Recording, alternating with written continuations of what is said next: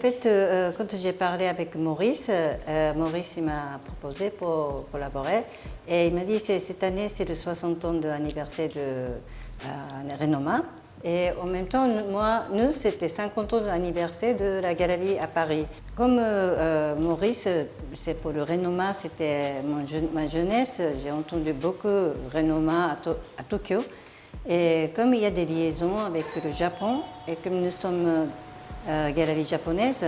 Donc je me suis dit, oui, il y a des liaisons avec le Japon et Renoma. Donc c'est la création, c'est la composition et le jeu de couleurs.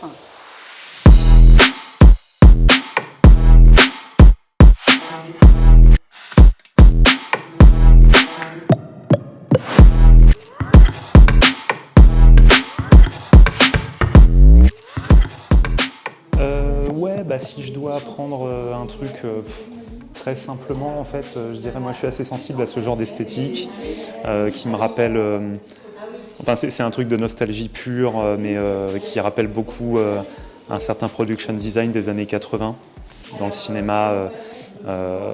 Ça me faisait un peu penser, vous savez, quand Wim Wenders il va aux États-Unis, qui fait son Paris-Texas là-bas, on a exactement ce genre de couleurs, ce genre de trucs. Et c'est des trucs qu'on a beaucoup perdus, après qu'on a récupéré avec l'esthétique numérique dans les années 2000. Après, quand vous avez Nicolas Winding Refn qui arrive, qui reprend en fait ce genre de regard de l'Européen, qui part aux États-Unis, qui va mettre en valeur ce genre d'éléments tels que les Américains ne le faisaient pas vraiment.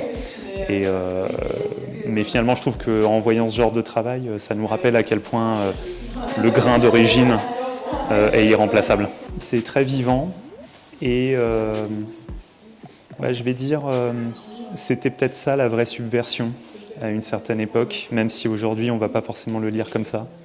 Donc je dirais subversif.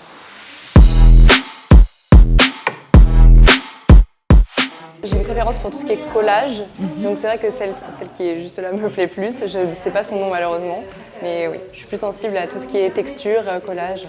Je sais un petit peu que le poisson rouge fait référence à peut-être la surconsommation, l'écologie, et c'est vrai que c'est bien représenté, puisque dans la mythologie, le poisson rouge justement représentait ces choses-là. Donc, voilà.